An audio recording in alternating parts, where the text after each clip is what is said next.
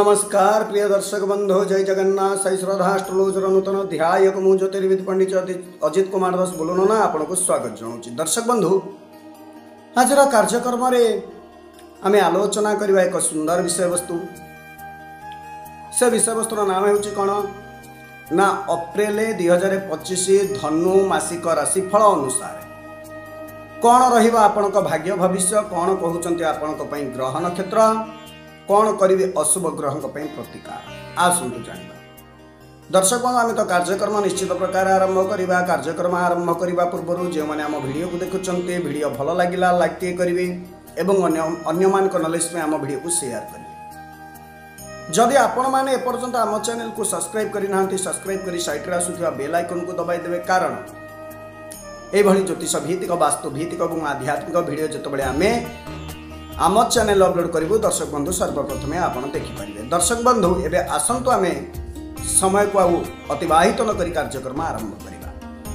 दर्शक बंधु अप्रैल मासिक राशिफल 2025 अनुसार धनुराशि जात व्यक्ति माने एही मासरे मिश्रित फलाफल आशा करने उचित।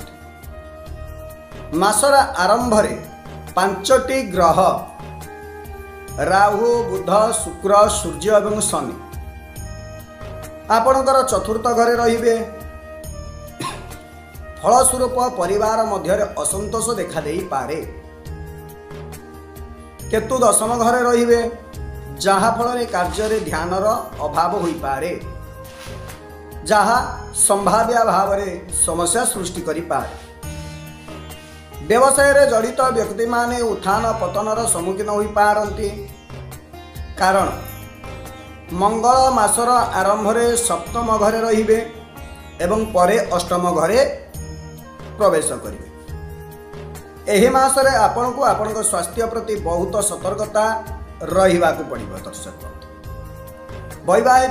वैवाहिक संपर्क दृष्टि आपण मास आरंभ असुविधार सम्मुखीन हो पारती एवं आपणक जीवन साथी स्वास्थ्य समस्या मध्य चिंता सृष्टि करि पारे। एही मास प्रेम संपर्क पई उपयुक्त हेबा आशा करा जाउछि।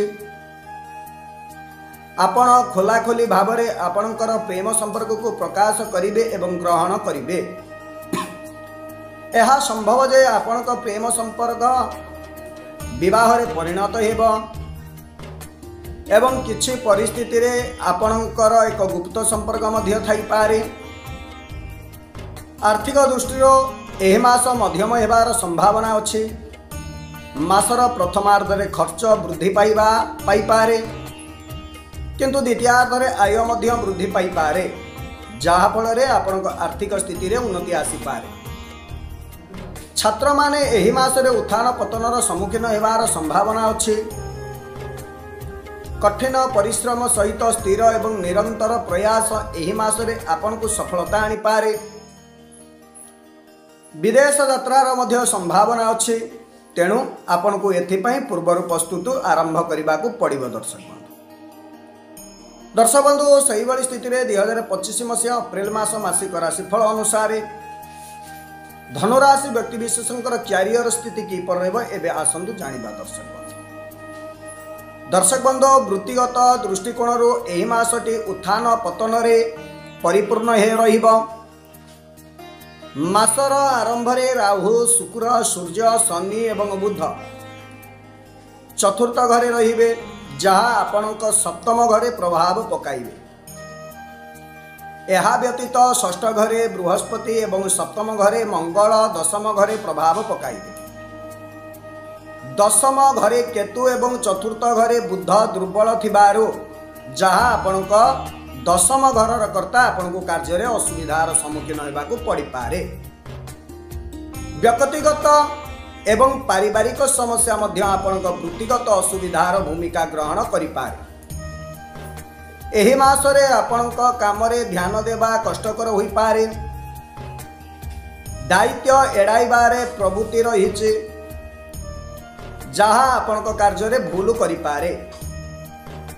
फलस्वरूप आपण कार्य रे परिवर्तन एवं प्रतिबंधकर सम्मुखीन होई पारंती, जहा आपण को कष्ट देई थाए। तथापि चतुर्थ घरे षष्ठ घरर कर्ता शुक्र सहित आपण धीरे धीरे यही चैलेंज गुड़िक जय करें एवं आपण समस्यार समाधान पाइपारे। दर्शक बंधु अप्रैल मासिक राशिफल 2025 अनुसार मासर 14 तारिख रे सूर्य आपण पंचम घरे प्रवेश करेंगे, जहाँ मेष राशि रे उच्च राशि। यह एक नूतन निजुक्ति पाइबार संभावना सृष्टि करे। हुए तो उच्च पदवी रे जदि आपण बेकार तेबे आपण को काम पाइबार संभावना अच्छी बा भल। मासर आरंभ रे मंगल आपणकर सप्तम घरे रहिबे, जहाँ व्यवसाय रे अस्थिरता एवं उत्थान पतन को सूचई थाए। तथापि 3 अप्रैल रो मंगल आपणकर अष्टम घरे प्रवेश करिवे, जहाँ फल रे व्यवसायिक परिस्थिति रे उन्नति आसीब। तथापि आपणको आपणक व्यवसाय को आग को बढ़ाइबा पई स्थिर रहिबा एवं निरंतर काम करिबा को पड़िबो। सप्तम घरर अधिपति बुध मास आरंभ रे पछकु रहिबे, तथापि द्वितीय सप्ताह आरंभ करी बुध पछरु सीधा सड़क गति को गति करिब, जहाँ फल रे स्थिर व्यावसायिक अभिवृद्धि होई पारे। एही परिवर्तन आपणक टंकार जोगार करिबा एवं लाभजनक व्यवसाय चलाइबार संभावना वृद्धि करे। दर्शक बंधु सही भाई स्थिति रे 2025 मसीहा अप्रैल मास मासिक राशिफल अनुसार धनुराशि व्यक्ति विशेषकर कौन रहिबा आर्थिक समस्या आसंतु जानिबा। दर्शक बंधु आपणकर आर्थिक स्थिति अनुसार एही मासटी उत्थान पतन में परिपूर्ण हेबार संभावना अछि। आपणकर षष्ठ घरे थिबा बृहस्पति मास मध्यरे आपणक द्वादश घरे दृष्टि पकाइब, जहा द्वारा खर्च वृद्धि पाइब। आपणको आपणक आय एवं खर्च उपरे सतर्कतार सह नजर रखिबा को पड़िब। एहा सहित 3 अप्रैल रो मंगल सप्तम घर रु अष्टम घरे प्रवेश करी निजर दुर्बल राशि कर्कट राशि रे प्रवेश करिवे।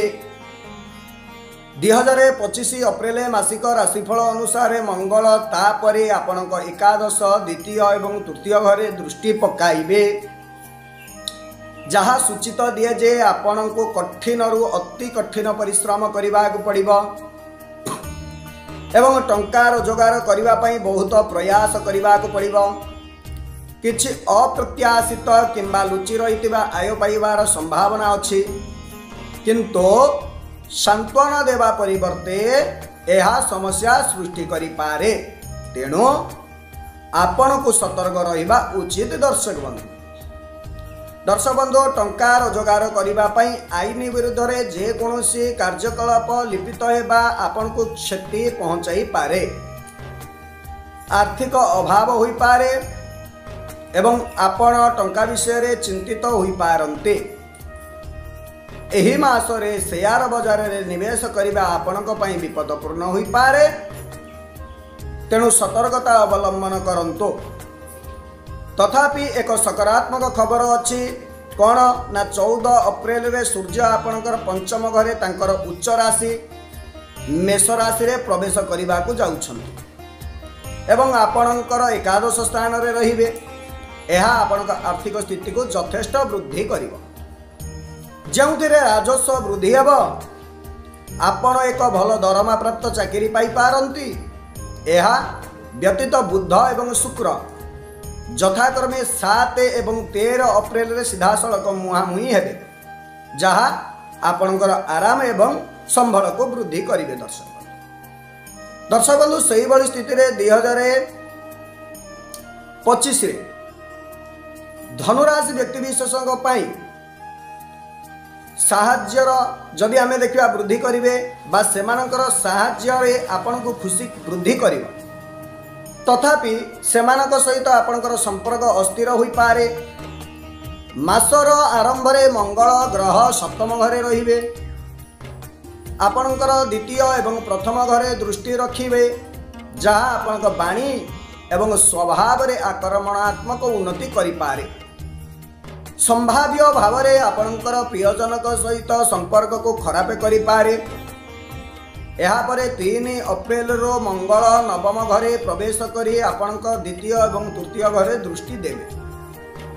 एही परिवर्तन भाई भौणी सहित आपणकर संपर्क में मधुरता ह्रास करिपारे एवं सेमानक पई स्वास्थ्य समस्या मध्य सृष्टि करिपारे।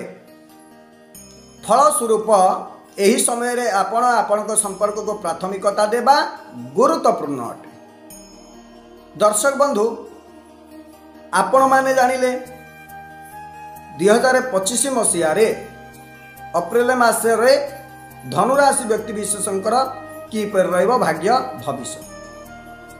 दर्शक बंधु आपणकर जो किछि किछि असुविधा अछि बा ग्रह माने अशुभ अछंती आपण केमिति ताको दूरीभूत करिवे ना प्रतिकार करिबा द्वारा। ताले आपण कोन प्रतिकार करिवे ना नियमित भाव में आपणक राशिकर्ता बृहस्पति बीज मंत्र आपण उच्चारण करिबा उचित।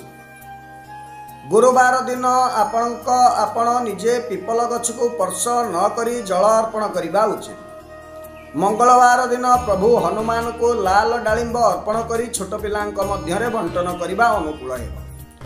एवं रविवार दिन आपण सूर्य देवंक बीज मंत्र को 108 थर पाठ करिबा उचित।